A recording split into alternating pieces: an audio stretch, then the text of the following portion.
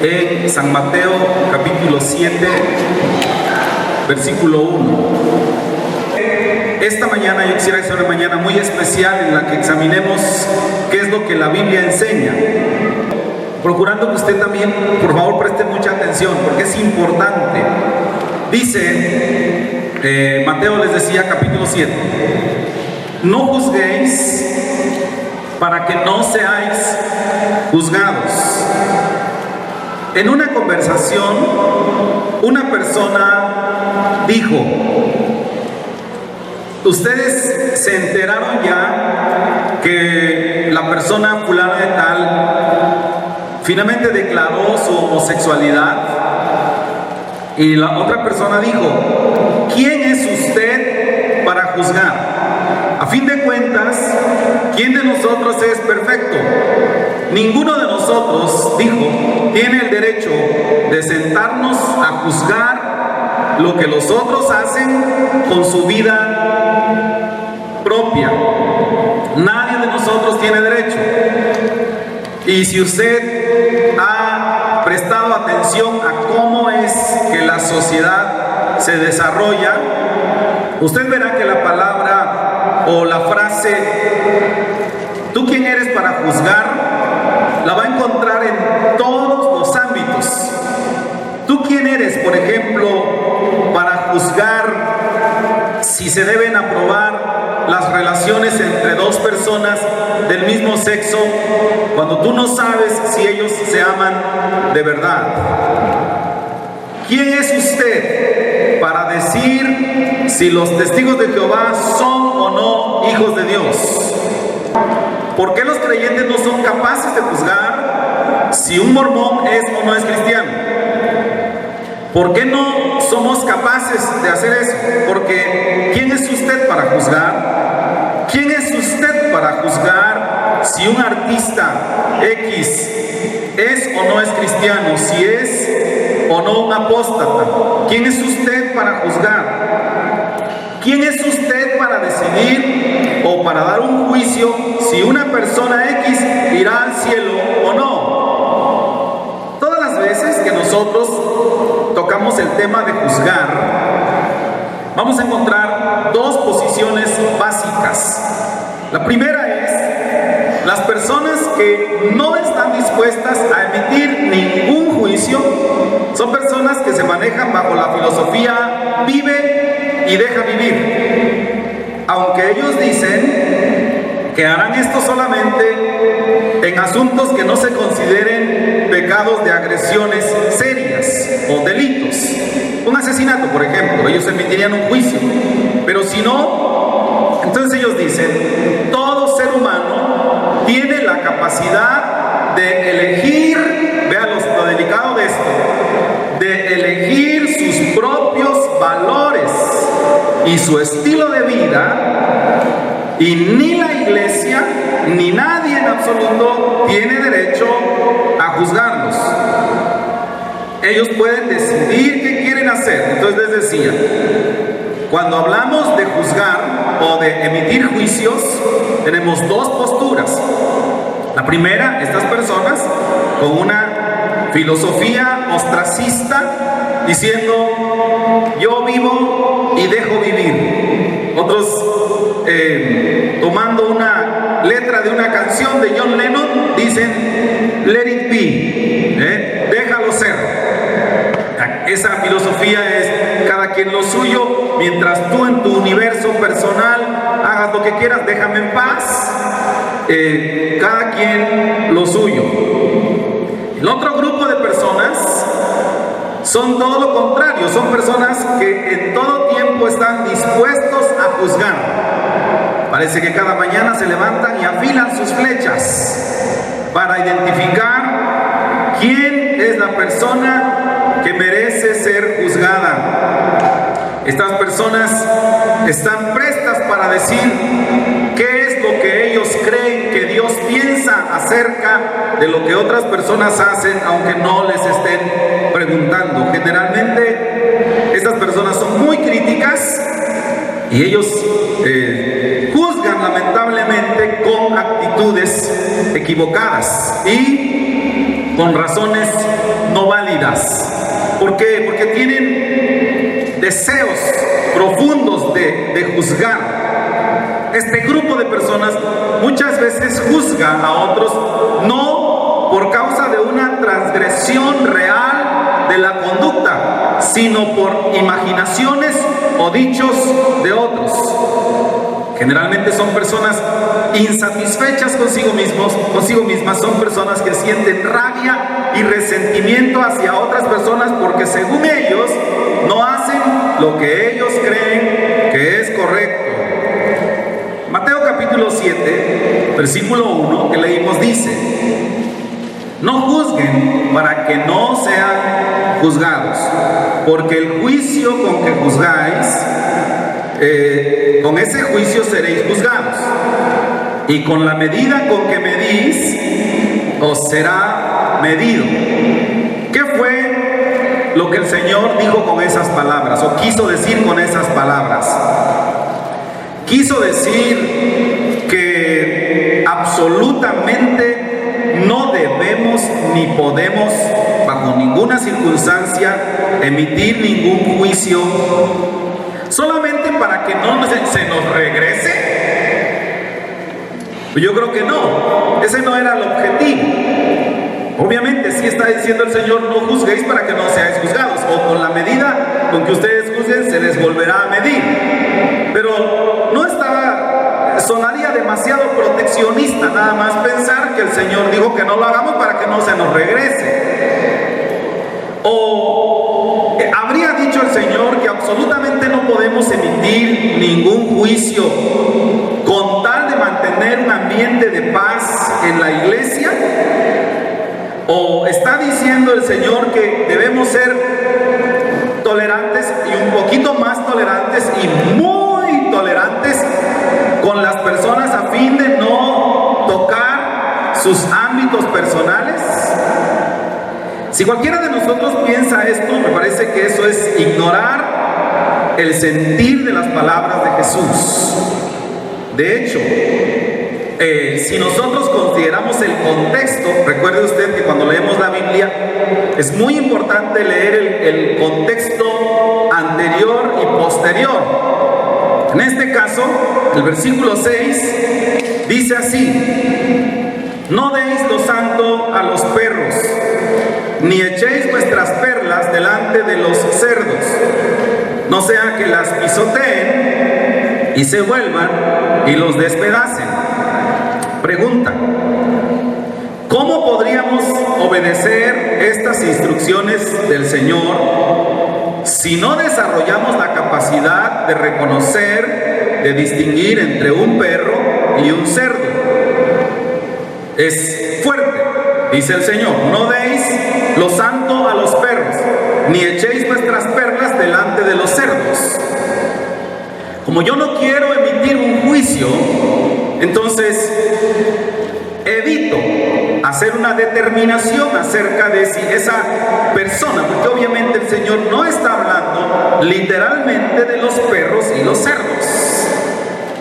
Está hablando de personas que son nocivas para nosotros. Cuando usted tiene un conflicto con una persona, nosotros generalmente le recomendamos: no se haga de palabras con tal persona, no le eche sus perlas a los cerdos. Ese es un juicio. Emitimos un juicio, determinamos que esa persona es indigna de nuestras palabras, simplemente porque usted sabrá las razones por las que se generó ese conflicto. Entonces es necesario que nosotros no solo podamos hacer juicios, sino que debamos hacer juicios. Por tanto, ¿quién es usted para juzgar? Es una mala frase. Mateo capítulo 7, versículo 15, el mismo contexto, dice: guardaos de los falsos profetas que vienen a vosotros con vestidos de ovejas, pero por dentro son lobos rapaces. Pregunta: ¿cómo podríamos nosotros protegernos de un falso profeta si no aprendemos a distinguirlos. Tenemos que emitir un juicio.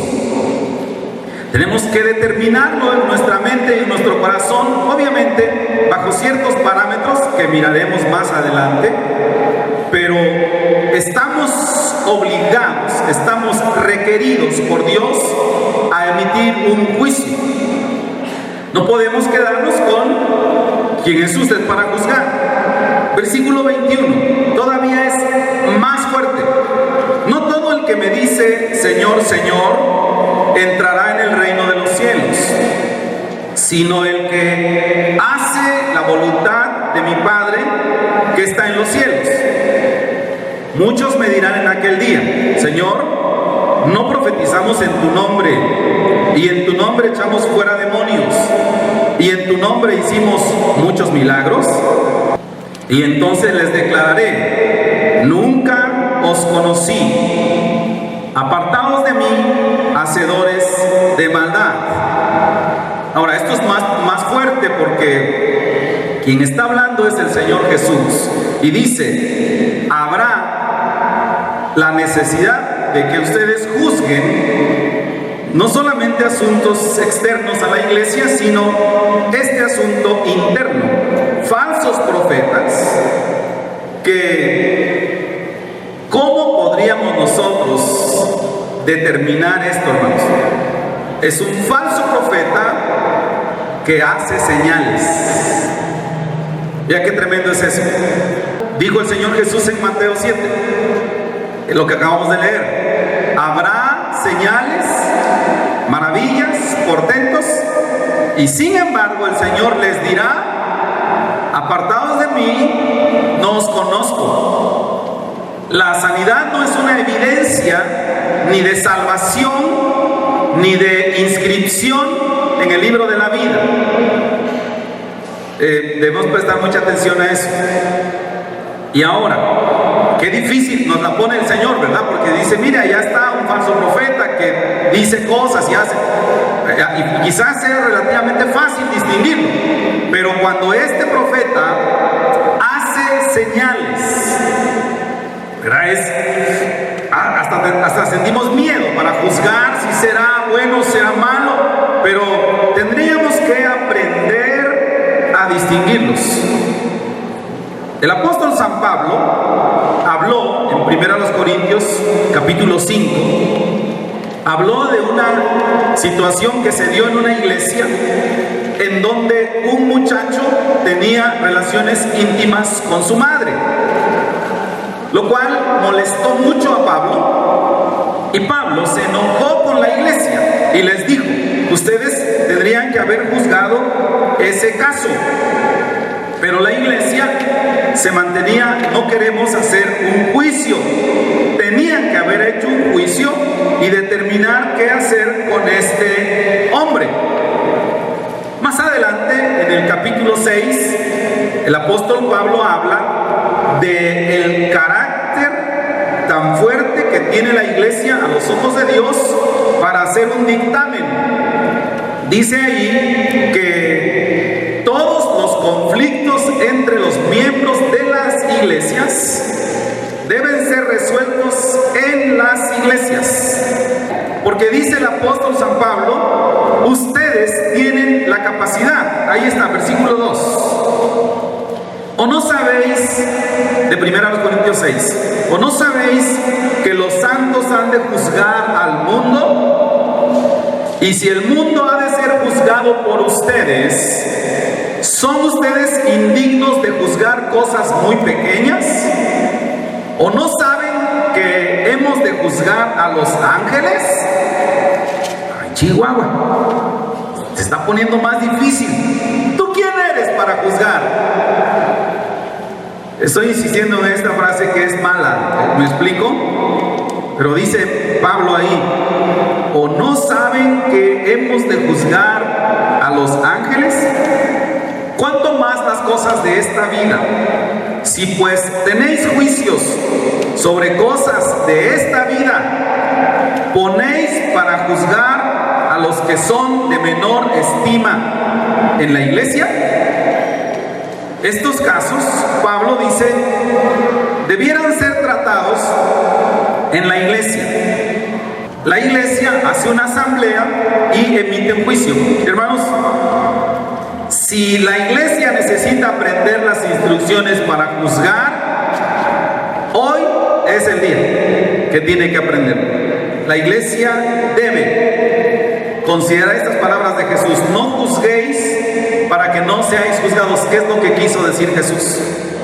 Lo que quiso decir el Señor es: no hagan juicios como los fariseos, al estilo de los fariseos que hacen juicios incorrectos por razones incorrectas. Eso es lo que ustedes no deben hacer. Ok, entonces de ahí se deriva la pregunta fundamental: ¿cuáles son los principios que deben regir un juicio correcto? Que definamos bien. Ustedes saben, los abogados están aquí, que puede ser que hasta estén inquietos, diciendo, no puede ser, ¿verdad? Pero bueno, ustedes saben el poder de las palabras. No hablamos de un juicio perfecto, sino de un juicio correcto. Porque un juicio perfecto es inexistente. El juicio perfecto será hasta la presencia de Dios. Dice el apóstol San Pablo, porque cada uno de nosotros dará a Dios cuenta de sí. Vea qué interesante el contexto, porque entonces dice: así que ya no nos juzguemos los unos a los otros, sino decidid más bien no poner tropiezo u ocasión de caer al hermano.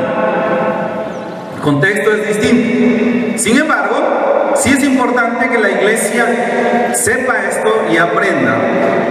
Los juicios, para hacer juicios correctos, deben sujetarse a ciertas cláusulas.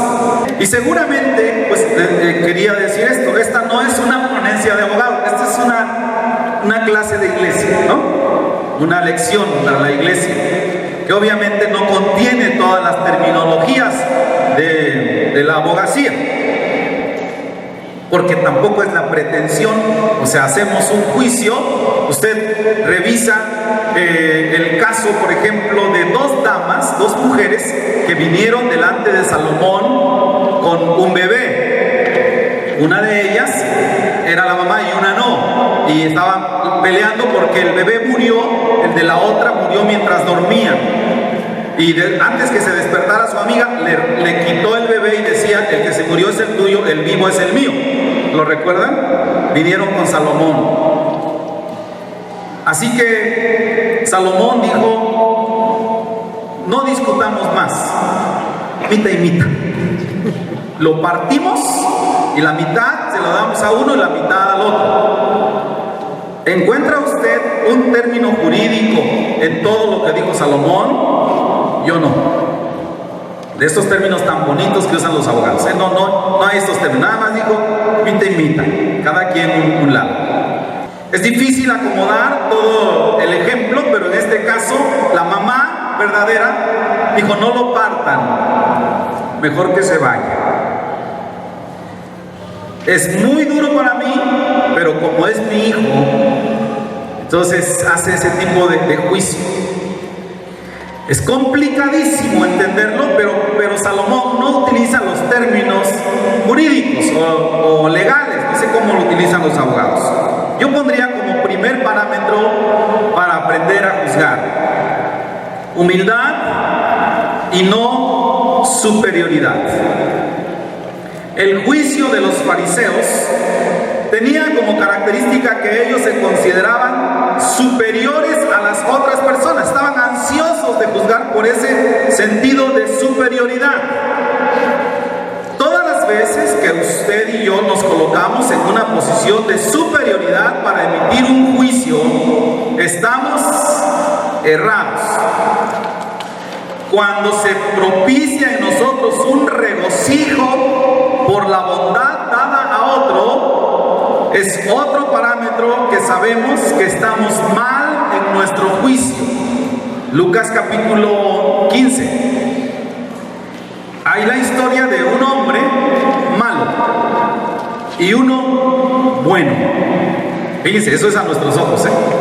Uno malo y uno bueno. El malo le tomó el dinero a su papá y se fue. Se lo gastó todo, pero se arrepintió y regresó. El hermano bueno, entre comillas, dice la Biblia que su papá lo llamó y le dijo: mijo, vamos a participar de una fiesta por tu hermano que volvió.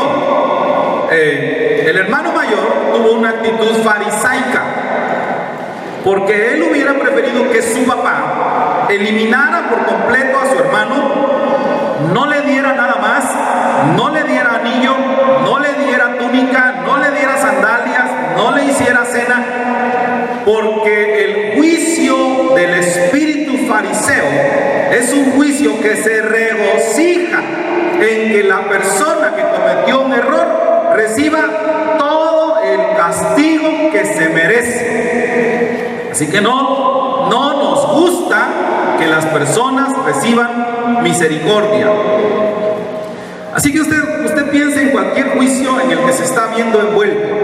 Si usted no busca la restauración de alguien, sino la condena, usted es peor que aquel a quien juzga. Esa es la sentencia divina. ¿De dónde lo sacamos? Mateo capítulo 7 dice: ¿por qué miras, versículo 3, por qué miras la paja que está en el ojo de tu hermano y no echas de ver la viga que está en tu propio ojo? ¿O cómo dirás a tu hermano: déjame sacar la paja de tu ojo y he aquí la viga en el ojo tuyo? ¿Quién de nosotros no ha visto a un hermano que es amante de la verdad, entre comillas? Todo el tiempo todo tiene que hacerse correcto, todo tiene que hacerse justo, y anda mirando las pajas de los ojos de los hermanos. Pero dice la escritura aquí, ¿cómo se ve? Es una figura extraña la que el Señor casi ridícula, la que el Señor nos dice, porque dice una viga. ¿Cómo de qué tamaño algo debe ser algo para calificar como viga? Arriba de 6 pulgadas. Digamos 6 pulgadas y largo. 6 metros. Una viga, ¿no? ¿Qué dice el Señor? Decía, esto casi raya en lo ridículo. Que un hermano que trae una viga en el ojo, un palísimo metido, y que sin embargo diga: déjame, creo que traes una serrín, déjame que te lo quite. ¿Qué le diría a usted? ¿Por qué no primero quitamos tu viga y después quitamos mi aserrín, mi viruta, ¿no? Cosita, los que saben de carpintería, esa cosita que tiene ahí en el ojo. Pero qué ridículos nos vemos cuando estamos juzgando la vida de otras personas, pero no podemos mirar la nuestra. O sea que los juicios no son malos siempre que se hagan en los parámetros correctos. En este caso, antes que yo esté calificado para juzgar a otro, tengo que ocupar tiempo de juzgar mi propia vida.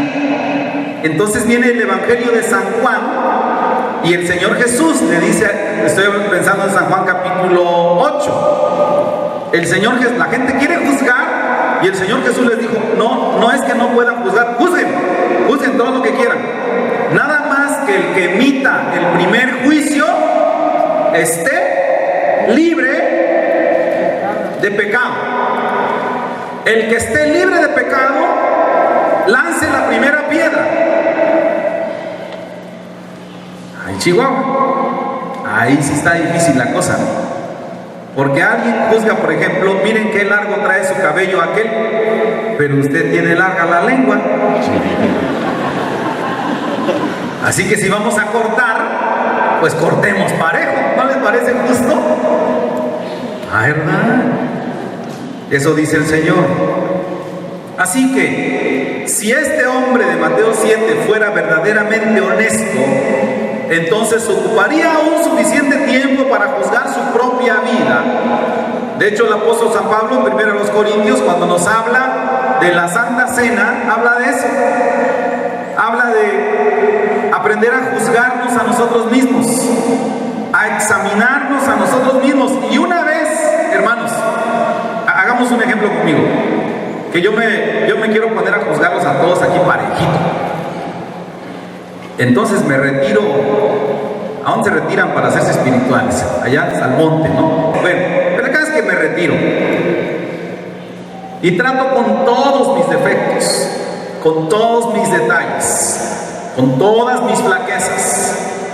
Y cuando bajo de ese retiro espiritual, purificado y limpio, estoy listo para juzgarlos a ustedes. Entonces Jesús ya hizo eso. Jesús estaba limpio, puro y santo. Y dijo, tengo tanta pureza y tanto amor, dijo que no te juzgo. Yo no te voy a juzgar. El único que tenía la facultad de juzgar, dijo, yo no te voy a juzgar. Mejor te voy a dar otra oportunidad. Y le dijo a la mujer, otra vez estamos en Juan 8, le dijo, ve, pero no peques más. No peques más. Ve y componte. Así que esto nos puede ayudar a nosotros a juzgar con rectitud. Jóvenes solteros, por ejemplo, muchos jóvenes exigen una novia virgen, porque así debe ser, ¿verdad? ¿Quién quiere una que ya paseó? Quiere una novia virgen, una novia pura. Yo he hablado con muchos jóvenes y al mirarlos a los ojos, ¿tú eres virgen? Bueno, pásemela pues y se me la llevo. ¿Verdad? Porque estamos muy prestos a exigir lo que nosotros no somos capaces de cumplir. ¿Se acuerda usted que el Señor Jesús habló eso de los fariseos? Ellos aplican reglas a ustedes que ellos ni con el dedito chiquitín las quieren tocar. En el segundo libro de Samuel, capítulo 12, viene una enseñanza muy interesante, porque dice ahí la escritura que el profeta Natán confrontó a David por su pecado, pero lo confrontó por medio de una ilustración. Y le dijo, fíjese que había un hombre que tenía muchas borreguitas, pero se le antojó la borreguita de su vecino, así que vino y se la quitó y se la comió. Y se encendió la rabia de David y dijo, ¡ay, maldito el que hizo eso! ¡Mátenlo! Y le dijo Natán, tú eres ese hombre. Es decir, David tuvo todo el carácter para juzgar con rudeza el hecho del pecado de ese hombre, pero ni siquiera se percató que él tenía un pecado peor. No pudo ver con claridad. Quizás este es uno de las peores condiciones de la gente de la iglesia al día de hoy, que no son capaces de ver sus propias culpas. Gálatas capítulo 6, versículo 1 dice, hermanos, si alguno de la iglesia fuere sorprendido en alguna falta, ustedes que son espirituales, restáurenlo con espíritu de mansedumbre, considerándote a ti mismo, no sea que tú también seas tentado. Entonces vea eso. ¿Cuál es la situación que tiene que hacer un creyente si ve a un hermano en pecado? Si lo sorprende, dice, qué tremendo, si lo cachó. No le dijeron, lo cachó. Entonces tiene que decir, mira hermano, ven con espíritu de mansedumbre. Le dice, hermano, corrígete, regresa a la senda y vayamos. Es decir, los que han recibido misericordia tienen que extender misericordia. Entonces hablamos de un primer parámetro, humildad y no superioridad. No sé si el término le gusta o como título de eso, pero de todo lo que hemos hablado es esto, es hasta qué punto yo hago una consideración de mi propia vida antes de emitir juicios de otras personas. Estoy calificado para hacer juicios. Debería, dice Pablo, ser una persona que está calificada como espiritual. Número 2, segundo parámetro, hechos y no suposiciones. Cuando una persona es proclive a juzgar, es dada a juzgar, generalmente es una persona que no considera la totalidad de la evidencia. Las personas que son proclives a juzgar no completan la evidencia, es decir, ellos solo con que oigan una cosita, sienten que tienen el derecho de juntar los puntos. O sea, se sientan ahí en su sala y dicen, si pasó esto, entonces pasó aquello, y entonces esto, y entonces aquello, y dicen, ¿saben lo que pasó? Y le cuentan a usted una historia, y uno dice, ¿cómo sabe? ¿De dónde sacó toda esa historia? Porque es una persona dada al juicio. Proverbios dice, a la persona que responde palabras antes de oír, estoy leyendo Proverbios 18:13, le es fatuidad y oprobio. Entonces, ni siquiera termina de escuchar completo todo lo que necesita antes de emitir un juicio. Y nosotros nunca podremos emitir un juicio con información parcial. Se dice que todas las monedas tienen dos caras, todas. Y generalmente nosotros somos tendientes a mirar una cara. Antes de emitir un juicio, necesito escuchar las dos versiones. Todas las monedas tienen dos caras, tienen maneras de apreciarse, hay circunstancias que orillaron a eso que hicieron, algo pasó, les tendieron una trampa, hubo suciedad, o qué sé yo, todo se tiene que juzgar. Quizás por eso el apóstol San Pablo, cuando hablaba de la vida de la iglesia, dijo, contra un anciano no admitas acusación, sino con 2 o 3 testigos.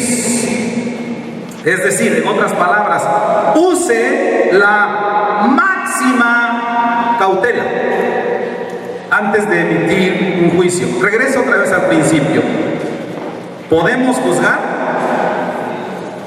¿Sí o no?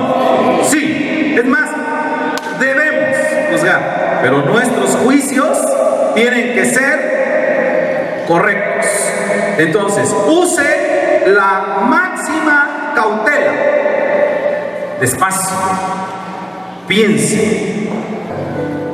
Entonces, debemos nosotros tomar mucho cuidado porque debemos ser humildes, no considerarnos superiores. Debemos encontrar hechos y no suposiciones.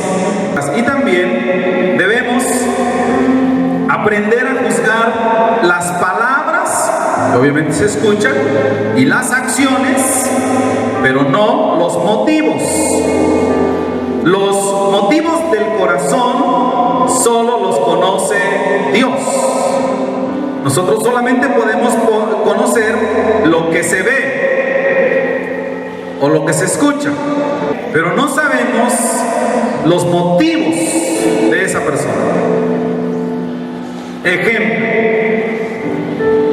no sé si me puedo explicar con esto, hermanos, pero llega con nosotros una persona y nos dice, Señor, hágame favor de salir de su auto y caminar hacia acá donde le indico, y cuando usted lo mira trae un arma en la mano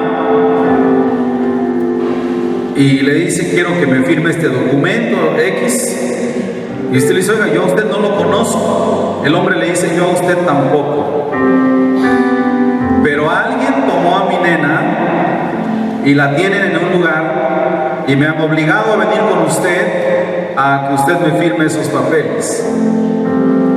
Entonces yo juzgo sus acciones, pero no juzgo sus motivos. ¿Queda claro eso? Esa persona quizás no sea mala. Si supiéramos cuántas cosas en la vida se hacen bajo esa premisa, ¿por qué fulano actúa como actúa? Usted no lo sabe, usted solamente juzga las palabras y las acciones, por lo menos así debería ser, pero los motivos no lo sabemos. No estamos calificados para juzgar los secretos del alma. Eso nadie lo puede juzgar, únicamente Dios. ¿Por qué esa persona hace lo que hace? De hecho, Satanás se equivocó. Ustedes se acuerdan en el libro de Job, capítulo 1, se equivocó al juzgar a Job porque le dijo a Dios: Job te sirve por lo que le das. Es un convenenciero. Y la historia, ustedes saben que el Señor dijo: bueno, pues entonces quitémosle todo lo que le he dado. Le quitó los hijos, le quitó, ustedes saben. Y dice la Escritura: y Job continuó sirviendo a Dios. Conclusión: Satanás estaba equivocado. Versículo 9: ¿acaso teme Job a Dios de balde?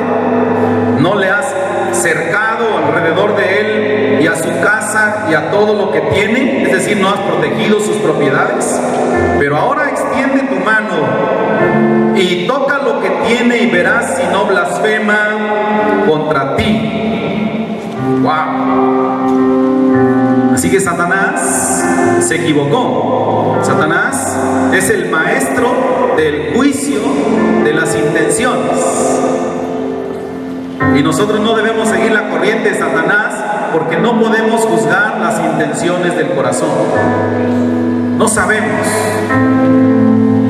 Primero los Corintios, capítulo 4, versículo 3, dice el apóstol San Pablo cómo deben tener cuidado acerca de esas opiniones. Dice: yo, versículo 3, en muy poco tengo el ser juzgado por ustedes o por tribunal humano, ni aún yo me juzgo a mí mismo. Versículo 5: así que no juzguéis nada antes de tiempo, hasta que venga el Señor, el cual aclarará también lo oculto de las tinieblas. Véalo. Y manifestará las intenciones de los corazones. Y entonces cada uno recibirá su alabanza de Dios. Es decir, los motivos le pertenecen a Dios. Él es el único que puede juzgar esa parte de los seres humanos del por qué hicieron algo o no. Ahora, por el contrario, nosotros lo que sí podemos juzgar son nuestros propios motivos y no los de otros. ¿Por qué estoy interesado en juzgar tales cosas? Eso sí puede usted preguntarse. Oiga, el hermano fulano tal llega tarde. Pregúntese usted, ¿por qué a usted le arde tanto? ¿Por qué? ¿Por qué usted dice: no, que yo desde las 7 estoy aquí y estos hijos del diablo llegan tarde, están poseídos de demonios? En cambio ¿no les suena algo medio diabólico por acá? Yo sí, yo siempre, pero ellos sí podemos juzgar nuestros motivos. Pregúntese, ¿por qué a usted le molesta tanto? Porque es probable que usted tenga un conflicto interno que debe resolver. ¿Por qué no somos capaces de juzgar nuestros motivos? ¿Qué pasó? Y los demás, los motivos de los otros se los dejemos a Dios. Procuremos entonces guardarnos a nosotros mismos. Hay que revisar que no tengamos una viga en nuestro ojo. Eso nos va a hacer ser muy misericordiosos cuando pensemos en las condiciones de otras personas. Muy misericordiosos. Y segundo, tenemos que trabajar para guiar a otros al Señor. Que nunca seamos nosotros instrumentos de alejar a alguien del Señor, sino acercar a alguien al Señor. Hechos capítulo 20. Dice ahí, bien, qué interesante. Escribe Lucas, pero dice Pablo allí. Dice Pablo: por tanto, mirad por vosotros y por todo el rebaño en que el Espíritu Santo os ha puesto por obispos. Apacentad la iglesia del Señor, la cual Él ganó por su propia sangre. Y vea usted esto, porque les decía, es importante entender que el Señor nos llamó a ayudar a otros a ser fieles a Cristo y no a alejarlos. Porque dice: porque yo sé que después de mi partida entrarán en medio de vosotros lobos rapaces que no perdonarán al rebaño. Vean qué tremendo. No perdonarán al rebaño. Y de ustedes mismos se levantarán hombres que hablen cosas perversas para llevarse, para arrastrar con ellos a los discípulos, es decir, para llevárselos. De entre ustedes mismos se levantarán hombres que hablen cosas perversas, porque si hablaran cosas bonitas, pues no los alejarían de la comunión con Dios. Así que tienen que hablar cosas perversas, ¿verdad? Miren, la iglesia es mala, la iglesia es esto, así que sálgase de la iglesia. Por tanto, velad, acordándoos que por 3 años, de día y de noche, no he cesado de amonestar con lágrimas a cada uno. ¡Qué tremendo!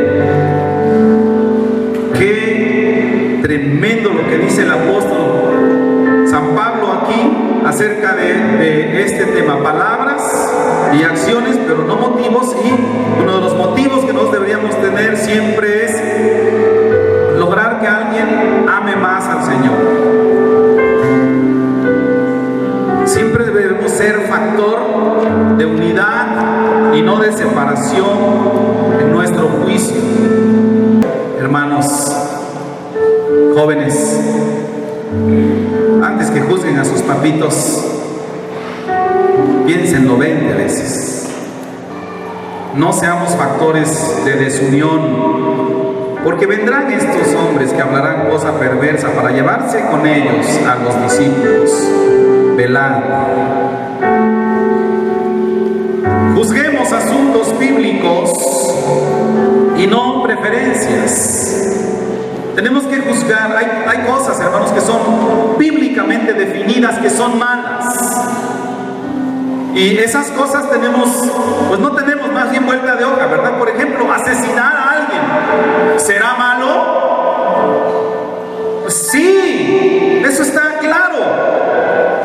Pero, por ejemplo, comer algo, ¿será malo? Dice el apóstol San Pablo, vea usted Romanos capítulo 14, dice: reciban al débil, pero débil en la fe, dice, ¿no? Pero no, ¿para qué? Para contender. ¿No lo vieron? Romanos capítulo 14, versículo 1, no, pero no para contender sobre opiniones.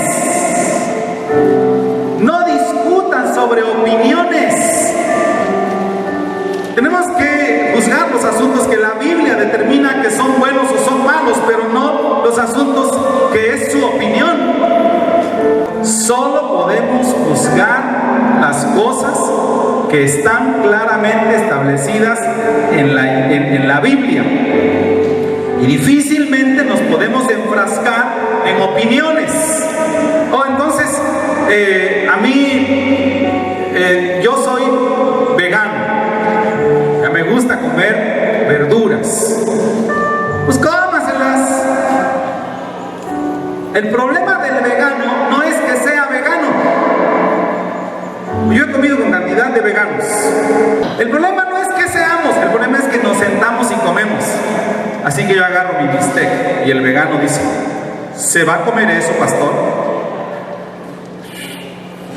Trágate tus hierbas y déjame en paz comerme mis bistecs. Ese es el problema.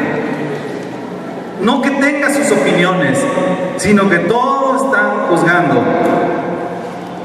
De hecho, hay veces que uno es como el doctor Chapatín, decía el Rolex, se pone en su café 5 cucharadas de azúcar. Prueba. Otras 3. Y ahí está usted. ¿Se va a tragar todo eso, hermano? ¿No sabe usted de la diabetes y que es? ¡Déjelo! ¿Usted cree que es ignorante? Él se quiere morir dulce. ¿A usted qué le importa? Así que dice el apóstol Pablo, no para contender sobre opiniones. Lo que dice la Biblia nada más. Concluyamos diciendo, no juzguéis para que no seáis juzgados. Todo lo que quiso decir aquí el Señor es, porque con el juicio con que juzgáis, seréis juzgados. Porque todas esas telarañas que usted tiene en su mente y su corazón, un día se regresarán. Esos juicios injustos, terribles. Nadie sabe lo que se siente hasta que le toca. Por eso dice el Señor entonces, y con la medida con que medís, os será medido. Si es posible un ambiente armónico, bonito en la iglesia, siempre que nos sujetemos a los parámetros bíblicos. Sí se puede.